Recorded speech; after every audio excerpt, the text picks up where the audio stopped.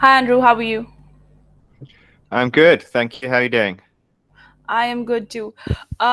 Let's just start from the beginning. What got you interested in the field of study that you are in right now? I know this is like a very broad question. I want you to go in as much detail as possible.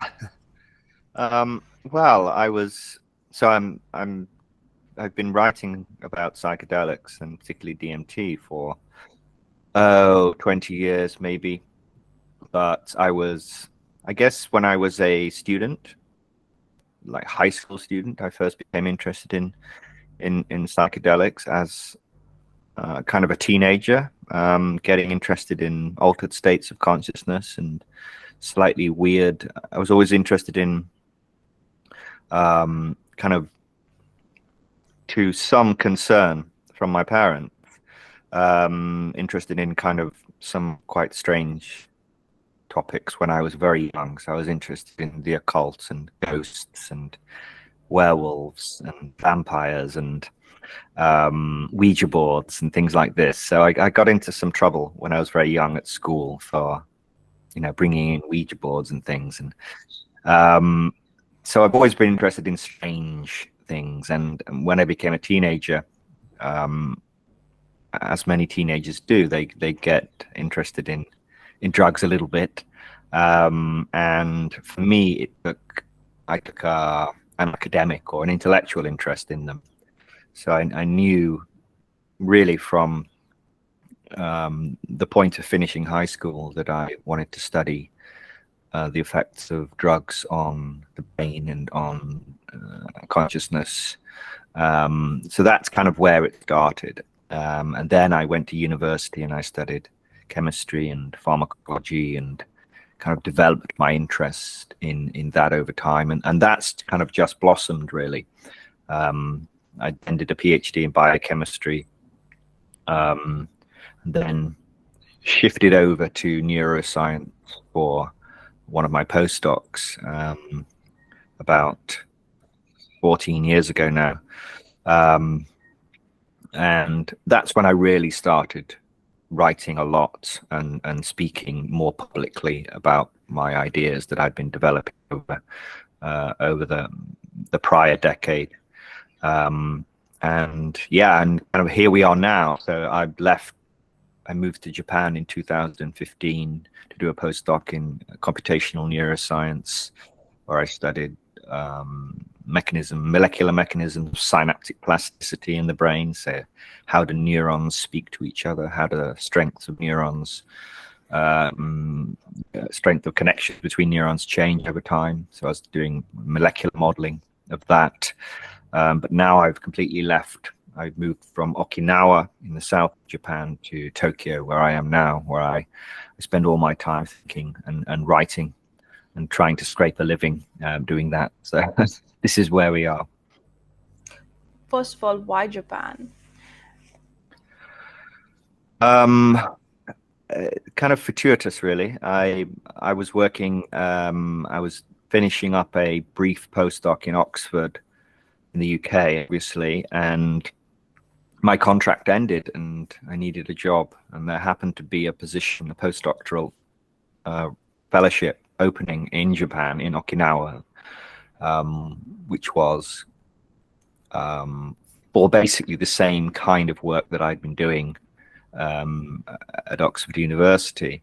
So it seemed, and since I was a teenager, for some reason, I can't explain why. So please don't ask. I don't really know, but I wanted to live in Japan since I was a teenager, but I don't really understand the reason. I tried to learn Japanese when I was 15 years old, but that didn't work out very well at that time. Um, and largely forgot about that ambition until this opportunity came up, and I kind of thought, okay, maybe I can do this. Why not? I had no strings or anything kind of anchoring me to the UK, so I thought, right, why not? This is the opportunity. So I applied for the position and was accepted, got the job pretty quickly, and within a couple of months I was landing at the airport in Okinawa and embarking on a new life in Japan. And I've been here ever since. That was 8 years ago now, just over. And yeah, don't plan on leaving anytime soon, or at all, actually. Your work, like, has moved around in the field of neuroscience, pharmacology, and chemistry. Like, Mm. do you feel like there's a connection and intersection between all of this in your research, or do you feel like they're in their own silos, working, like, there's no connection or whatsoever, or is it just like, okay, I know this happened, you got interested in these fields, but Mm. has that bled into your research altogether, or they're again very separate worlds? No, I think they're very well connected. In fact, I think to really understand psychedelics, you have to have some foundation in chemistry and in pharmacology and in neuroscience. I mean, this is a multidisciplinary topic. You're talking about molecules, obviously, that are interacting with receptors. So there immediately you've got the chemistry and the pharmacology.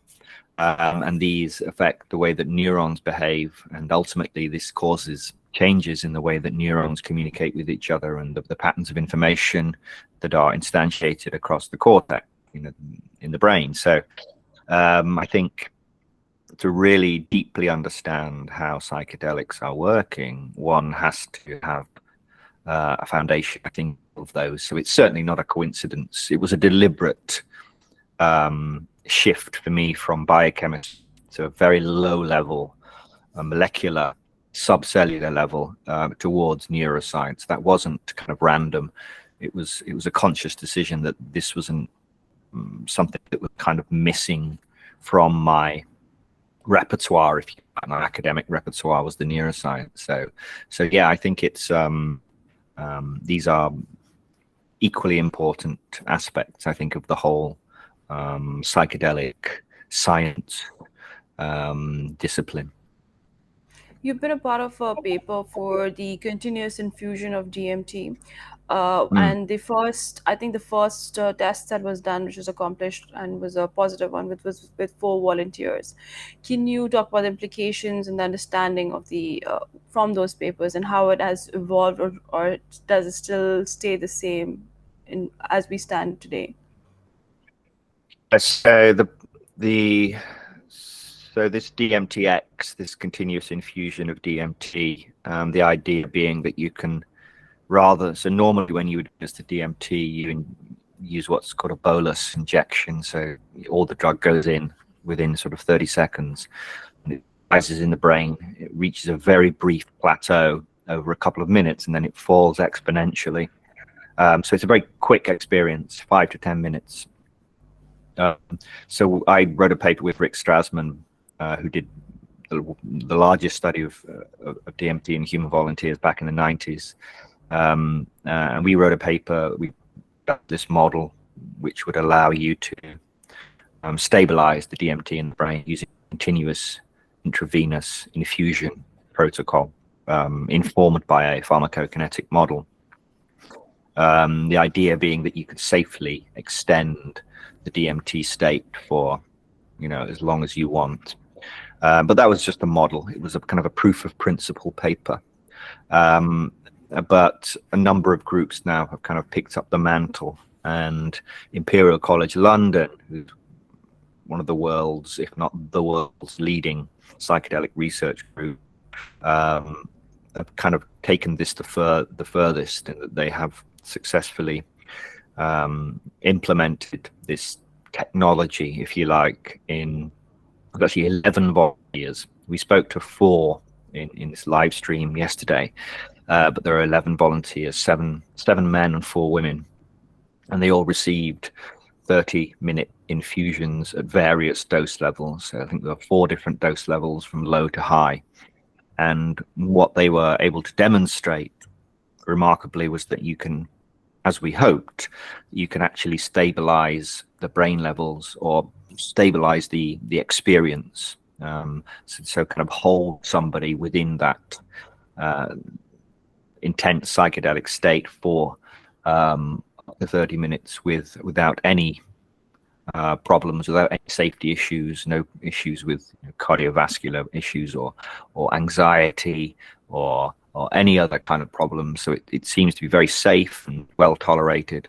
And in fact, a paper just came out literally in the last day or so from Switzerland, Matthias Liechti's group, who have been able to extend this for 90 minutes and maintain stable subjective effects. So I think the implications of this are quite dramatic, in that this technology could be used for much more detailed and thorough explorations of this remarkable state of consciousness, but also could be useful in clinical applications where you want to use psychedelics for treatment of psychological conditions such as anxiety or depression or post-traumatic stress disorder, that kind of thing. And from your understanding, how, like, how does the brain generate these so-called subjective experiences? And like, what's your research show? Like you said, like, we want to have these long extended DMT states, and their use could be for like working on depression and be a PTSD and these so-called conscious symptoms, something that is related to the neural side of ourselves. Uh, is that the only reason why we want to, like, tap into these long extended DMT or like conscious states, subconscious states? The DMT state is probably the most astonishing state of consciousness that a human can experience. That is an inordinately complex alternate reality. I mean, that's basically what it is. You are hurtled into a completely novel domain that has no relationship whatsoever to this world, this normal waking world, and it is filled with what appear to be extremely intelligent, highly complex and highly advanced, technologically and cognitively advanced beings, and we don't really understand why that is possible. Why is it possible to perturb the brain with this very simple, relatively simple plant alkaloid that occurs widely in nature, and generate these effects on the brain and on consciousness? We don't understand why that is possible. The brain is always constructing. Your brain evolved to construct a model of reality, a model of the environment. This is the world that you live within. All of us do. We all live within a world model that is being constructed continuously by the brain. But as far as we're aware, the brain only evolved to construct one type of model, and that's the environment model, of course, the model that allows you to navigate and thrive and reproduce and survive and etc. within the environment. So it's quite astonishing, to say the least, that when you perturb the brain with this molecule, the brain is suddenly capable of constructing, because that's what it's doing. It's constructing a new model, and we don't really understand why. How did the brain learn, if you like, to construct these alternate models of reality? There's no reason why it ought to do so, any more than, if a small British child who only speaks English suddenly started speaking fluent Hindi or something, you would be quite astonished. You would go, well, how did that happen? How did he learn to speak this other language? And it's kind of like that, but I think even more dramatic than that. So that's why I think this is certainly a worthwhile state of consciousness to study. But it is, as I said before, limited normally by this very brief experience. You're thrust into this bizarre domain, shocked, horrified, appalled, disorientated, and you really don't have much of a chance to get your bearings and orient yourself within the space to actually perform any kind of exploration or analysis of the space. So this infusion technology should allow one to do that, because you can, as these recent results have demonstrated, the state does stabilize over time, and you are much better able to orient yourself and navigate within the space. So this opens up a whole new field of inquiry, in my opinion, whereby people can be induced into the state, held there, and then perhaps even delivering information in real time back to the team waiting on the outside about the structure and the content of the space, establishing communication with whatever these beings are within the space. It's like an entirely new world that we have discovered, and we're just beginning to think about how we might try to make sense of it and to perform more detailed explorations and even experiments within the space. So, as of now, what is our understanding of these beings in this space? Is its interpretation of our subconscious? It's like displaying itself in these altered states, or there's also a lot of people who mention that these are like, we are tapping into a different dimension completely. People have Mm. all sorts of opinions. Where do you stand? Where does the research stand? So the short answer is we don't know. As you say, there are a number of possible explanations. I certainly don't subscribe to any particular one. I very much have an open mind. Some people are much more opinionated in that they will say, oh, it's definitely, you're tapping into the collective unconscious. It's your own ego revealing itself or other aspects of your mind that's revealing itself to you. I'm not convinced by that. There's the structures and the beings that you encounter within this DMT space. They don't seem usually like kind of ancestral archetypal structures. They tend to be completely alien, completely unrelated to the human condition, whether modern or ancestral, which we would expect them, in my opinion, to be more like that, more related to the human, condition if they were bubbling up from collective archetypal structures. We don't see that, which suggests they are possibly something else.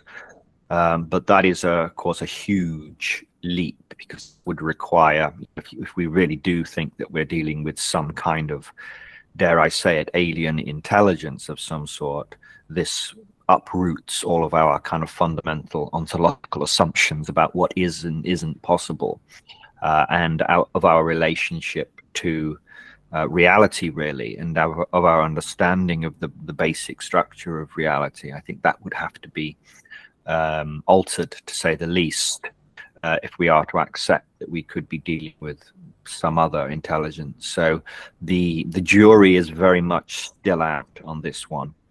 I don't. I keep a very open mind on this. I refuse to rule out. I certainly don't think it can be just brushed off as simple hallucination, because these are not simple hallucinations. Nor do I think they can be neatly packaged away as archetypal structures from the collective unconscious either. So that leaves us then with this kind of startling possibility that we could in fact be dealing with something far, far stranger, and far, far more difficult to comprehend and to get to grips with. So this is the ultimate question that you're asking here. So I apologize, I can't give you a definitive answer, but the implications, I think, of the discovery of this new world and of these beings is quite difficult to comprehend, actually. It is an astonishing molecule and an astonishing place that you're taken to when you ingest it. And then speaking of like, the walls that you're taken to when you ingest it, let's go back to the four volunteers that with the paper Yeah. that you worked on. What and you had a talk with them yesterday, that you mentioned. Mm. So where are they now? What are their like? What are their thoughts now? How's it? How has like time like evolved? What their like results were? Has it changed? Did they change their lives in any way, any aspects? Was it like a Mm. substantially life transforming experience for them? Yes, I mean, these subjects, so this was a pilot study. So it was really to assess the safety and tolerability of this technology. So all of the subjects had extensive experience with DMT, first of all. So they're very kind of familiar with DMT experience, first of all.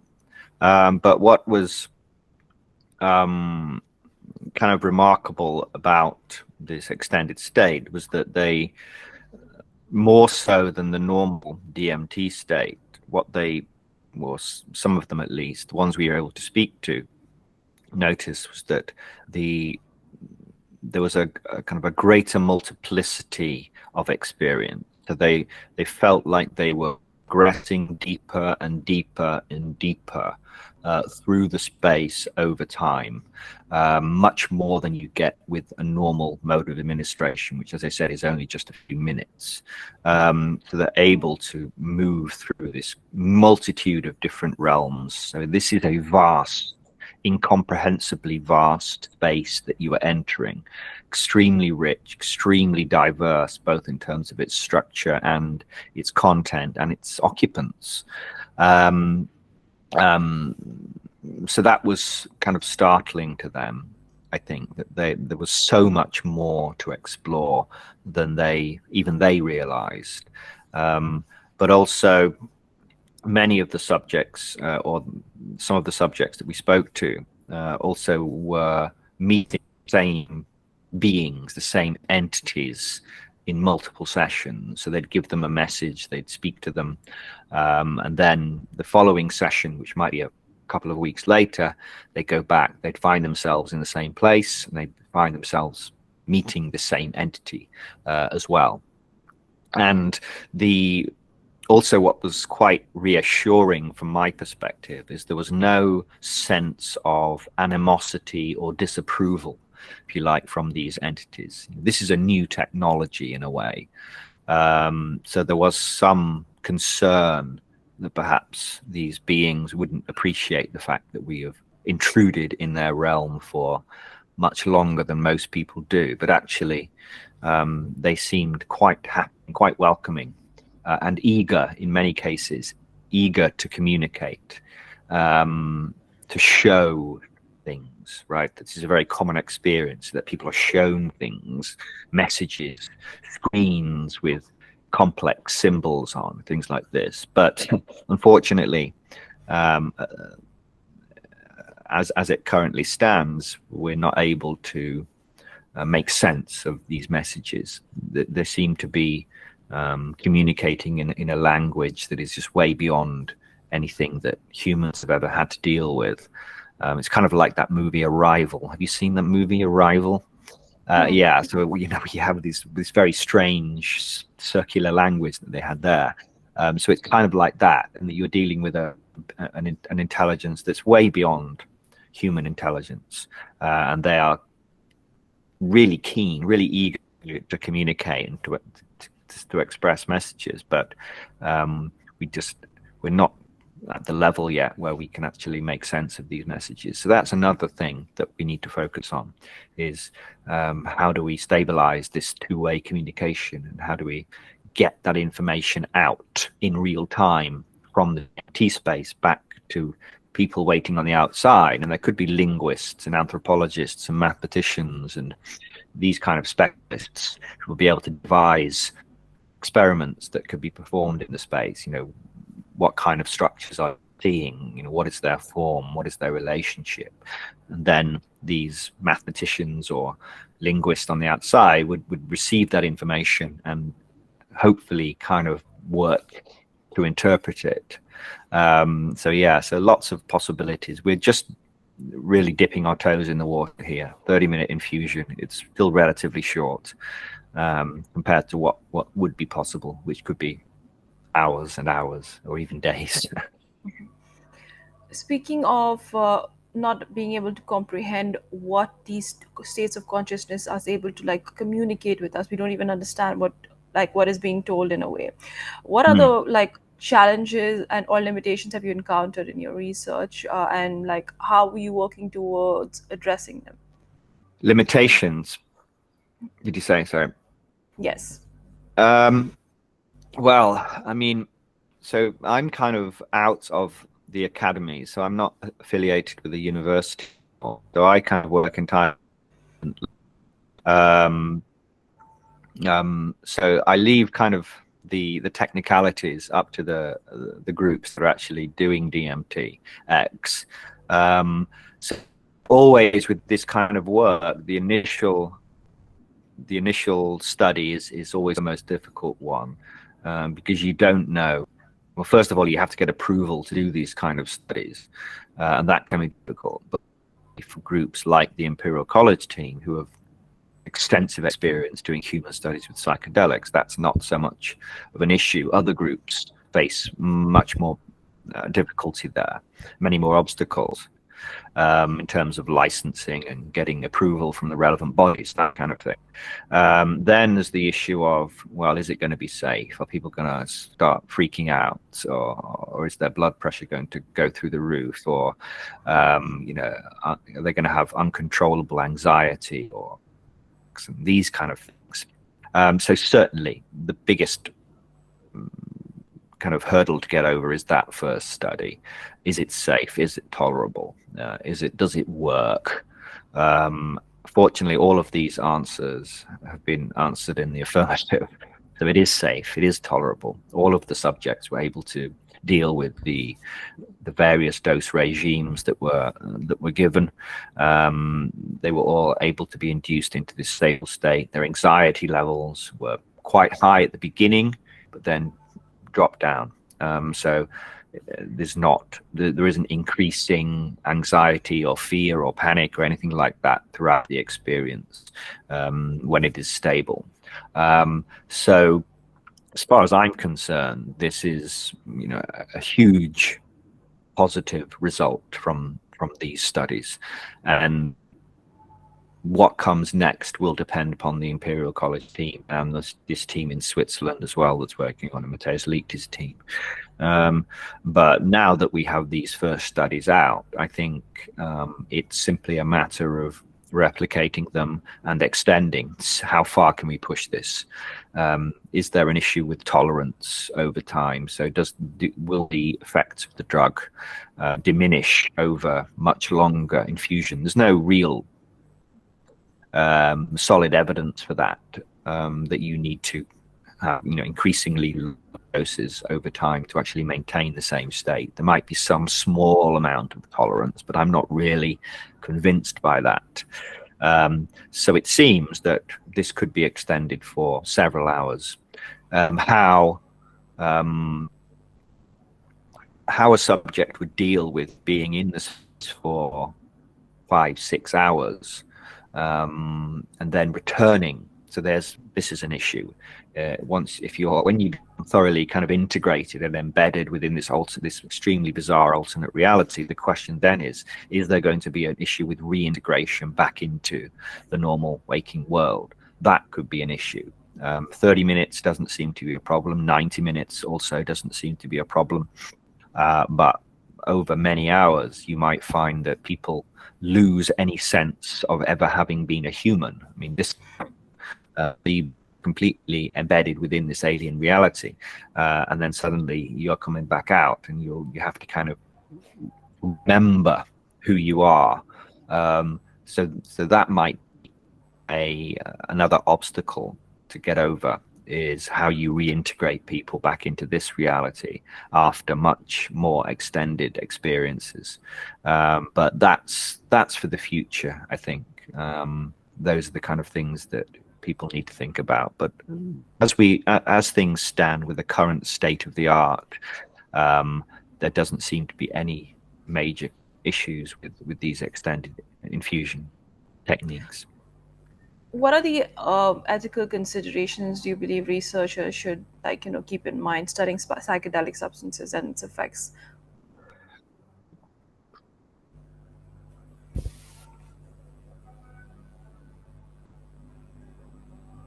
Well, of course, and somebody who has never experienced DMT at all shouldn't be obviously put under these extended state infusions, probably, certainly not at the higher dose levels. I think it's important for subjects to be acquainted, at least, with the kind of experience they're going to have before. It's a bit like, if you are a diver, you wouldn't be sent to the bottom of the ocean on some sort of deep sea dive unless you had extensive open water experience. So it's kind of like that. You need to have subjects that are to some degree well acquainted with the space and with the type of experience. And of course, all psychedelic experiences come with risks. You are dramatically altering someone's consciousness, and people can get into, although it's relatively rare, it seems, with DMT, can get into some difficult situations which might cause them problems. One benefit actually of DMT is that it is, because it's so fast acting and very rapidly metabolized, you can bring someone into the space and pull them out again. If you stop the infusion, they will come out of the space in a couple of minutes. You can't do that with LSD or psilocybin from magic mushrooms. If you give some high dose of LSD, they're in there, in that experience for many hours. If they get into a difficult situation, then you have to work through that, or you have to, sedate them, give them thorazine or some other sedative to calm them down. So there's much more control, I think, with DMT, which is a huge benefit for clinical use, and that you can manipulate the level. You can push them in to experience the state. You can bring them into a more shallow condition where they can communicate perhaps with their therapist, and you can push them back. It's a much more malleable and controllable approach to using psychedelics for people that have debilitating psychological conditions than something like LSD. So I think you're going to see in the future more and more groups picking up DMT as an alternative to things like LSD and psilocybin, and MDMA, etc., which have already shown great promise, I think, in treating psychological conditions, mainly depression, but also PTSD. There are a number of misconceptions and misunderstandings about psychedelics and their effects. How would you like to address them? How have you addressed them in the past? And what do you think the community is doing to change the narrative? Well, we've just come out of, in the last decade or so, what's often considered to be this kind of the psychedelic dark age. So in the 1960s, when psychedelics became extremely popular, particularly LSD, it was very, very widely used, and the authorities became extremely concerned. And there was a lot of misinformation about psychedelics, that they were extremely dangerous, that if you took them, jump off a building because you think you can fly, that it was going to damage your chromosomes. There've been a lot of myths that have been kind of propagated about psychedelics, and they've also been lumped together.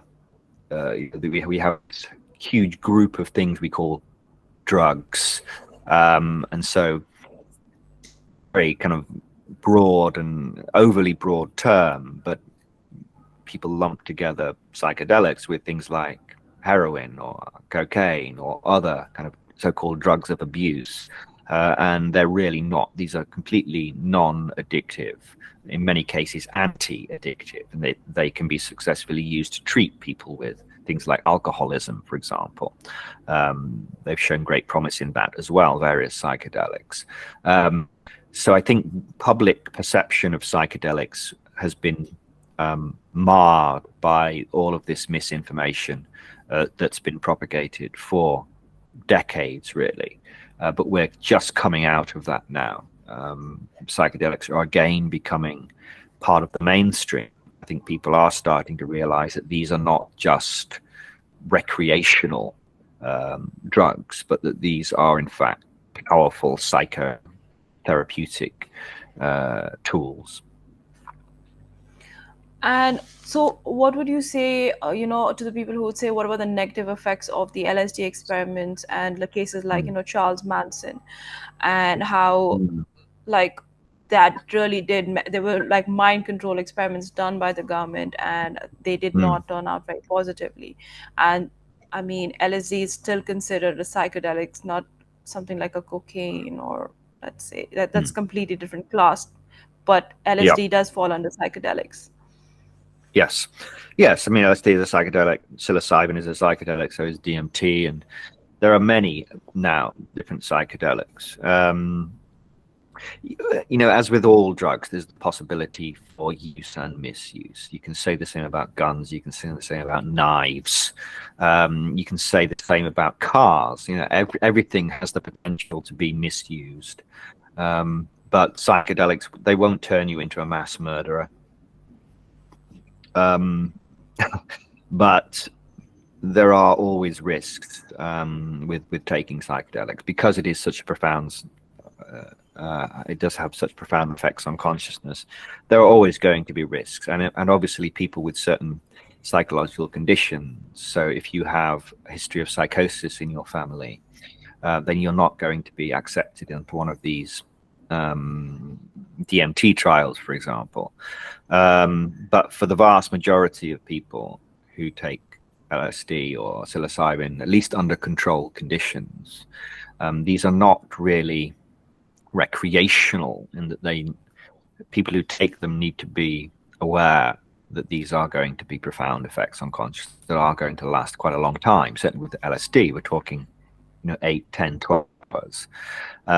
So set and setting, that goes back from the 1960s, that your own set, your own state of mind, and also your setting, so your environment. Who are you with? Are you with people that you are comfortable with and close to, who can support you? Do you have a trip sitter, as we call it, so somebody who's there to support you, who isn't taking the drug, that can help to guide you and help to supervise you, so to speak? So there are many ways that risk can be minimized with psychedelics, but never completely eliminated. This is not caffeine, this is not nicotine, this is a powerful, conscious altering agent. So there are always risks, and they shouldn't be, um, it would be unwise and irresponsible, I think, to suggest that these are risk-free drugs, despite being extremely useful and powerful and with great potential in the right hands and in the right people. They're always inherent risks with taking any drug, and that applies to psychedelics as well. um, when it comes to, like, be user discretion is advised, there is Mm. this whole thing with, like, there's a whole opening up of channels for using psychedelics, and it's become more legal, and not that much, like, attention has been given to proper use and set and setting, like you mentioned. It's available Mm. a lot more easily now, and there are risks of it. Again, like you said, there are chances, there are risks, as it's like almost like any tool, there are risks involved. But that not so much is been brought up in conversation when they're talking about legality, because they are pushing for it quickly. Do you feel like that can Mm. backfire, where we might go back into the dark ages of where people just don't use them, or this like, oh, all drugs are bad, let's not discuss it? Yeah, that's always the danger, that these things are. There's clearly been an explosion of interest in psychedelics in the last decade. There's no doubt about it. They are becoming mainstream again, and yes, of course, there's always a danger that their benefits are exaggerated or expounded upon too quickly. And this is clearly, we've reached a great position now where they are becoming more and more accepted. But all it will take is for one bad actor, so to speak, one poorly structured trial, to set that back again. There are some negative results. So we're not in a hurry.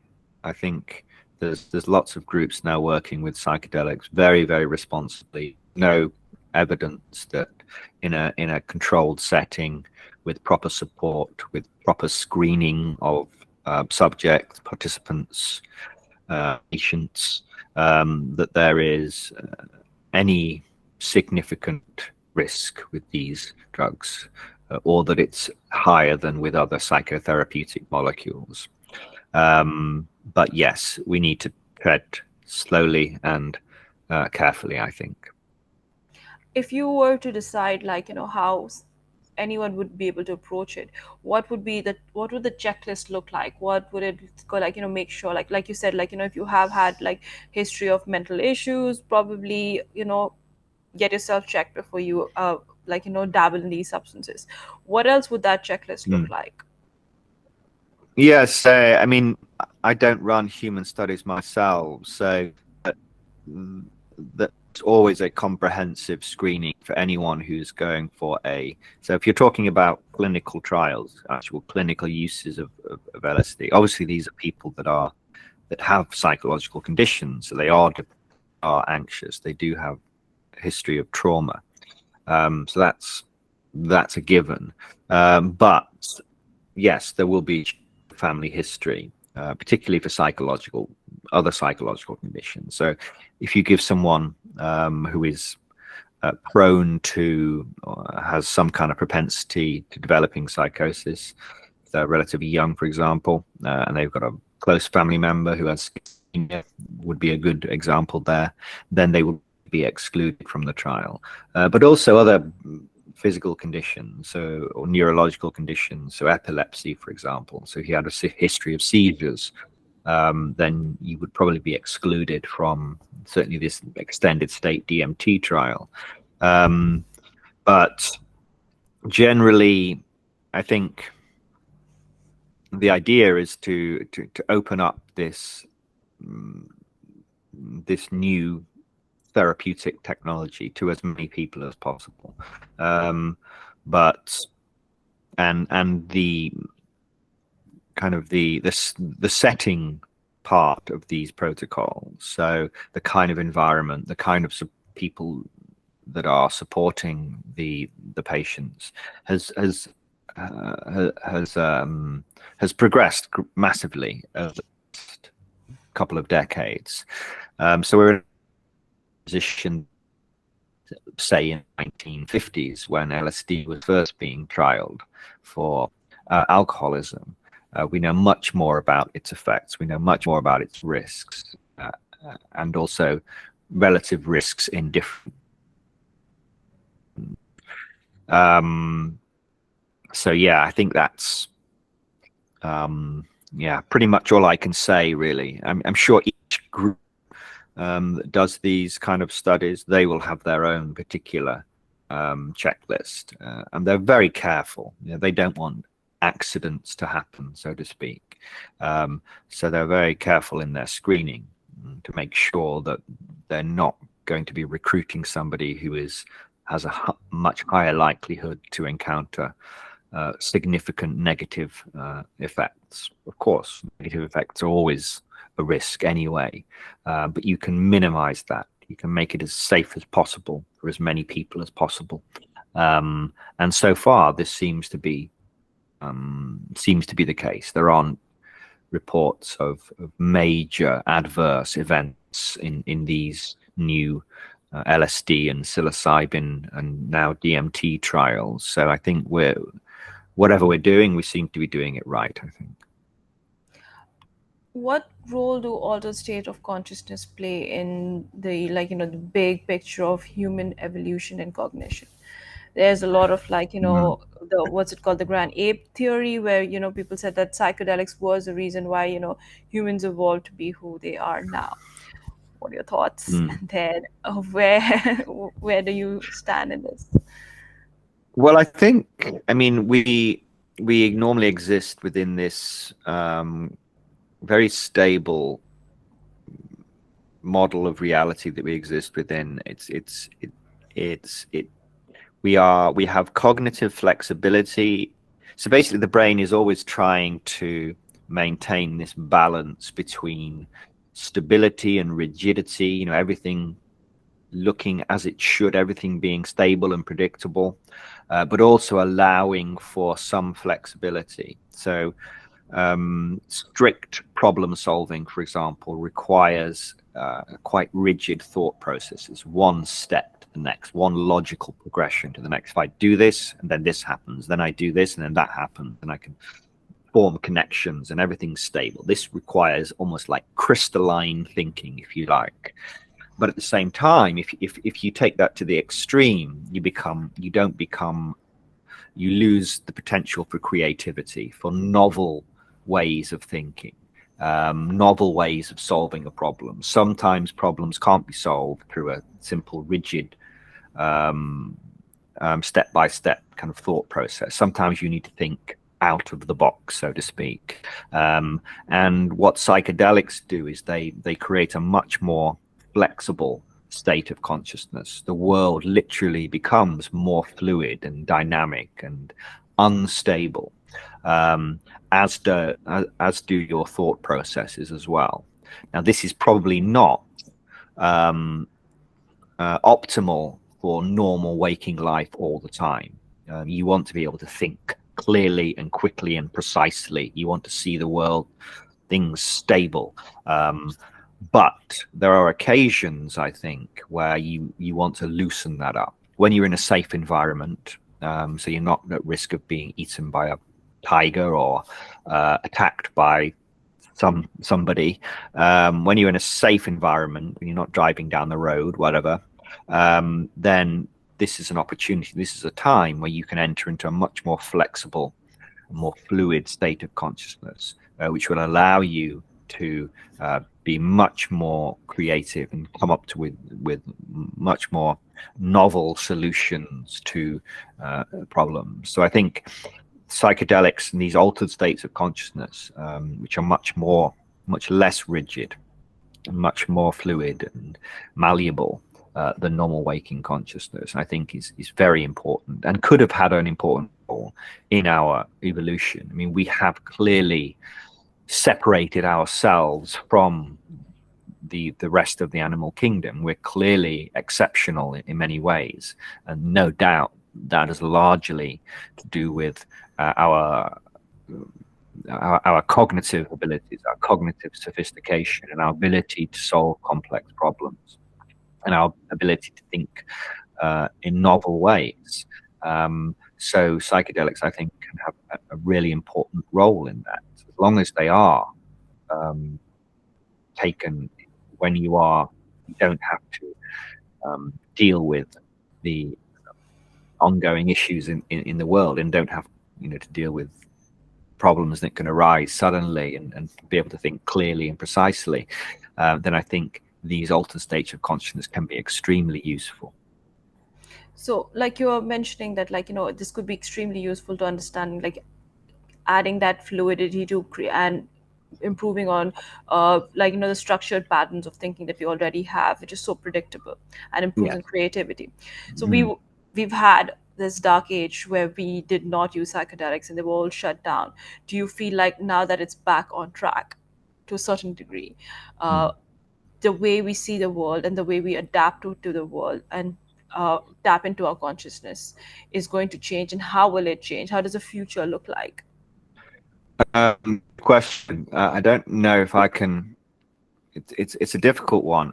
I mean, certainly, although it referred to it as the psychedelic dark ages, there were certainly people underground that were still using these drugs. I mean, it was shut down academically, so people weren't in research institutions studying these drugs on humans, at least. Certainly they still were in animals and in more kind of basic pharmacological studies. But certainly people kind of on the fringes or secretly have been using psychedelics throughout this time. So very famous people. I mean, Nobel laureate Kary Mullis, who invented the PCR polymerase chain reaction, claimed that he was under the influence of LSD when he got the vision for how this process for amplifying DNA worked, and that was a revolutionary invention, a revolutionary discovery, which he quite rightly got the Nobel Prize. Um, and Harry Mullins as well. Francis Crick, who of course discovered the structure of DNA with Watson and Crick.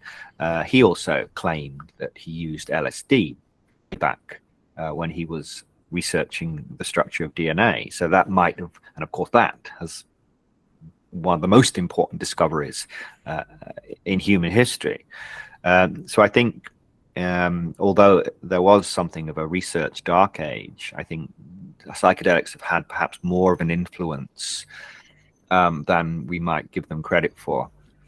But people just don't talk about it too much, or often talk about it many years later when it's kind of safe to do so. But yes, if you can imagine people using psychedelics now, well, now that they become much more acceptable, one can imagine using them deliberately for creativity, and that certainly still happens as well. You hear about architects or designers or engineers trying to solve some difficult problem that they're wrestling with, that their rigid logical state of mind can't get at the solution. They take a low dose of LSD, for example, and then go in a dark room for a few hours and come out with not necessarily the perfect solution, but with many more ideas about how to solve the problem.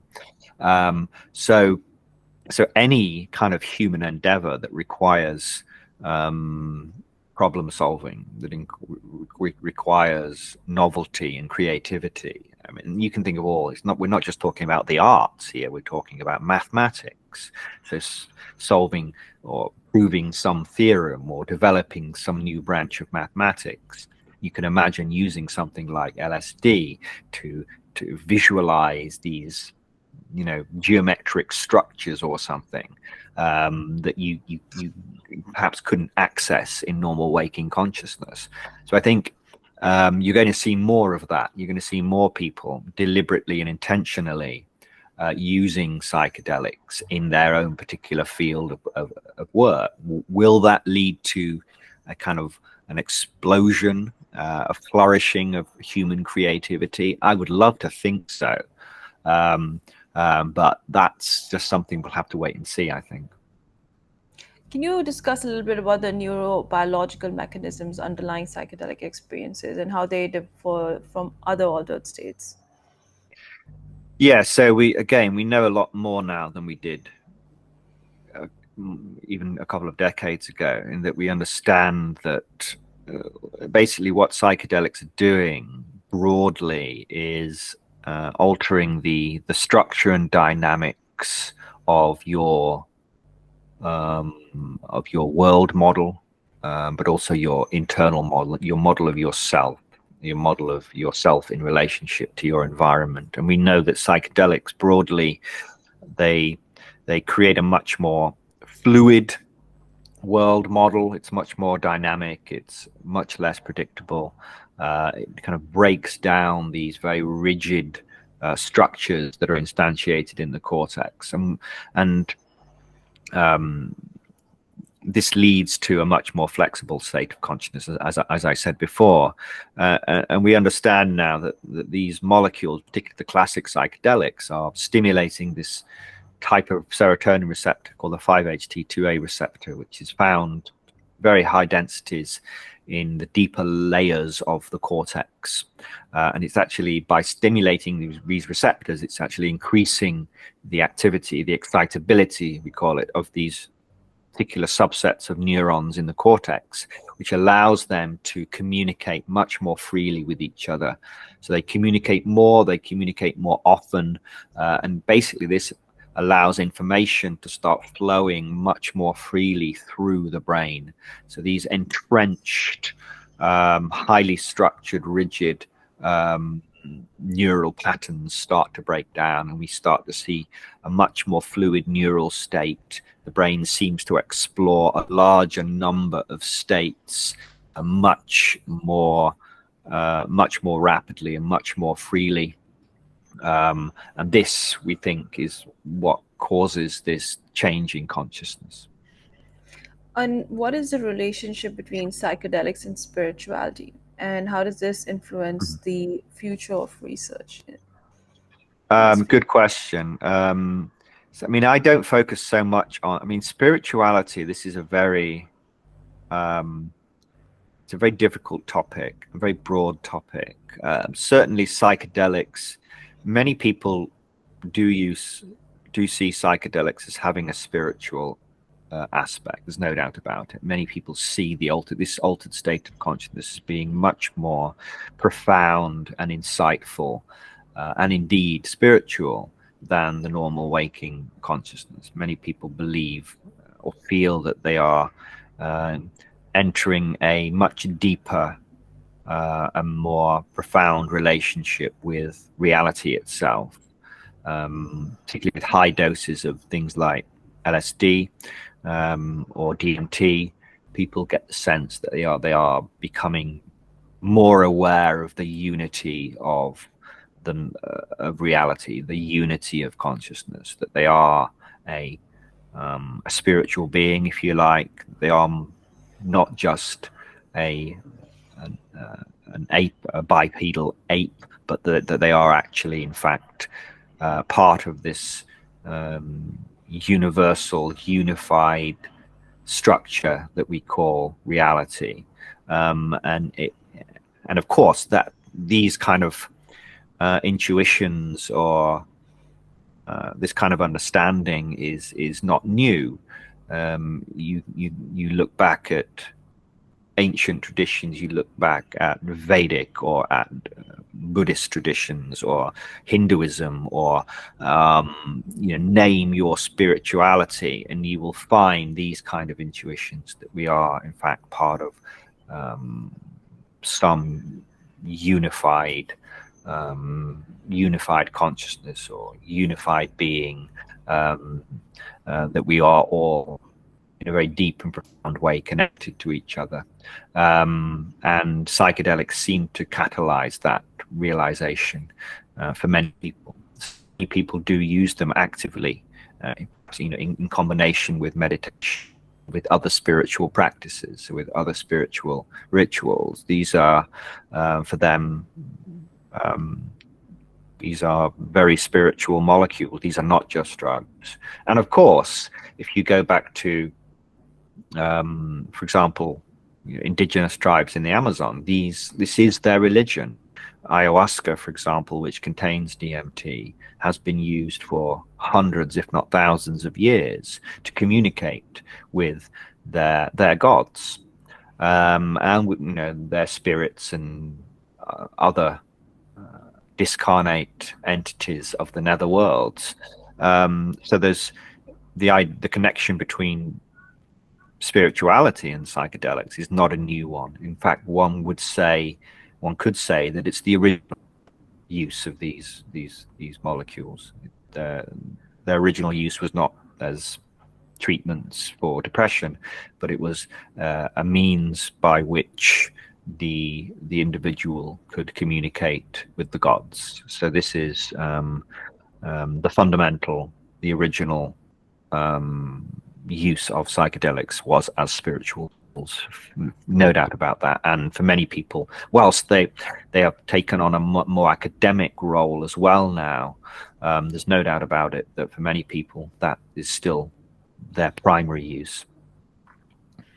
And can you elaborate a little bit on the concept of ego dissolution and its relevance to psychedelic research and experiences?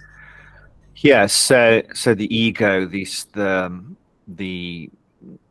sense of self, the sense of one as an individual, having a relationship with the environment, but always in some way separate.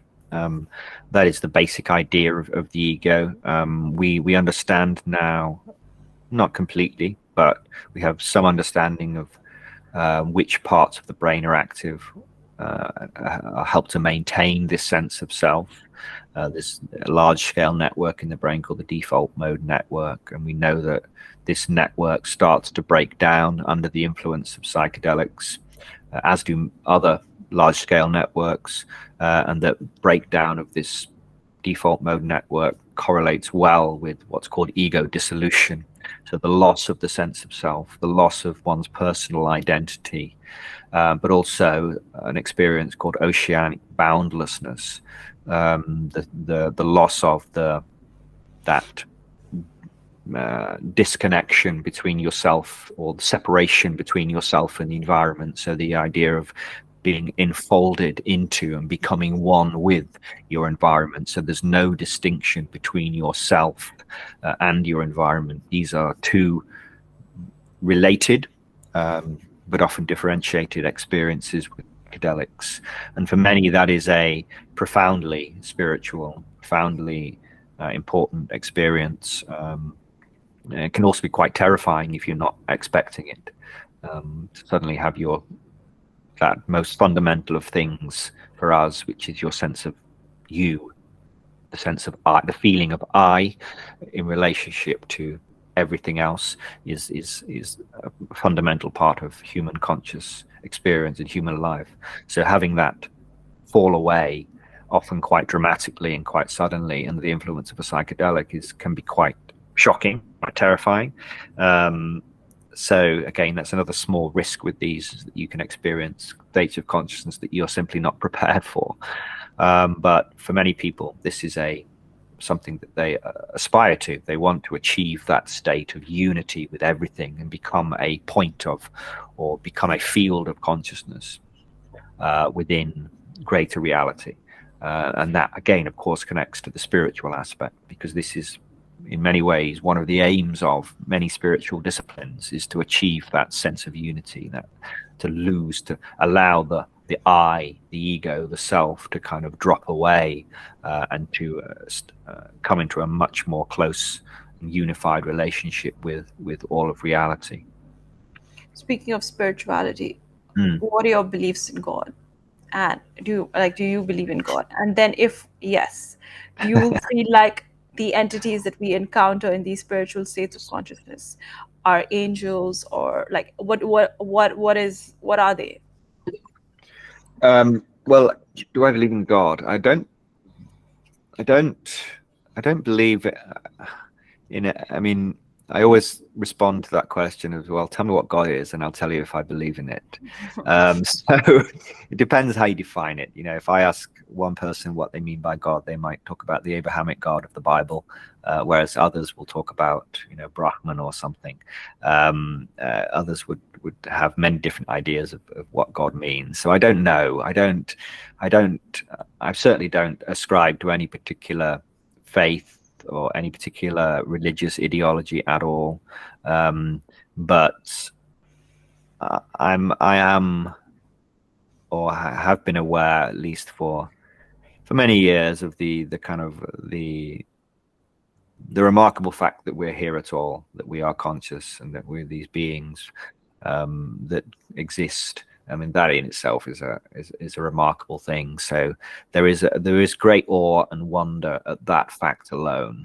So I don't discount, or I would go as far as saying that I would be extremely surprised if there weren't other beings that are far more advanced than us. I think that's almost certainly true, and I think these beings, we have no ability to comprehend, I think, what these beings are, or what level they're at, what level of consciousness they might be existing at. So, we can call them gods, we can call them angel.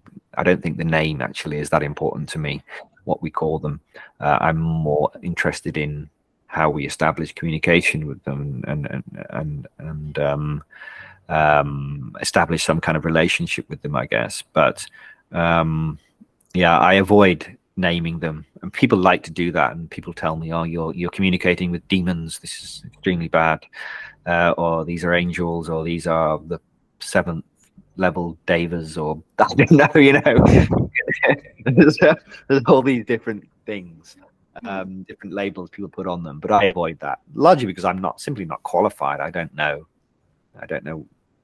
even how you would define a demon as such, as presumably quite negative, but or an angel. So I don't know what these beings would be or how they would be experienced. And I think it restricts, I think, exploration. Once you start to label them and say, oh, this is a demon, or this is an angel, or this is whatever, then it hinders further progression. So I keep an open mind.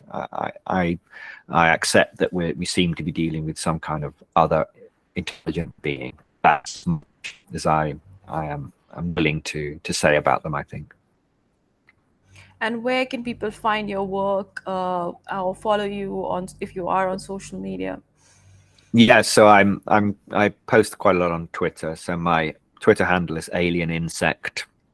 I also have a Substack, Alien Insect on Drugs, where I write regularly about the pharmacology and the chemistry and the neuroscience of psychedelics in particular, but also other drugs. So please subscribe to that.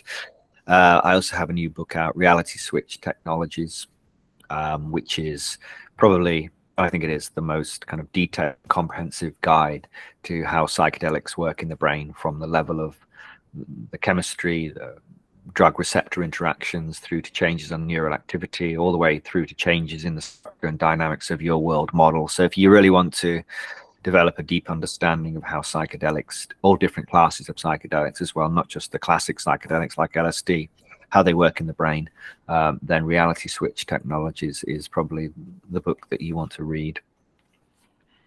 And where, in terms of like, okay, this is your book that you recommend, any other authors or people in this field would you recommend, saying, if you're dipping your toes into understanding how psychedelics can affect your conscious mind, where else would you lead them? I mean, there've been many books that have been written over the years. I have some. So one, is it? No, I can't find it. Anyway, so Terence McKenna, I mean, he was, if you're interested in DMT in particular, I mean, Terence McKenna is a wonderful writer. He's a wonderful speaker. He has some kind of rather far out ideas, but if you're really interested in DMT and its potential, then Terence McKenna is kind of has godlike status within the psychedelic world. But also, if you're interested in the chemistry of these molecules, then Alexander Shulgin, the late master chemist who created hundreds really of new molecules and tried them all on himself. So he has two books, phenethylamines I have known and loved, and tryptamines I have known and loved, Pical and Tikal, which are very famous. And more recently, Michael Pollan wrote a wildly popular book called How to Change Your Mind, which is written for the layman. So anyone who's kind of interested in psychedelics and kind of how they work and their potential therapeutic applications, that's a fairly good starting point before you get into the more kind of technical stuff, such as my book or Terence McKenna's works or the works by Shulgin. Yeah, I think that would be a pretty good start. Well, thank you so much for speaking with me. You're welcome.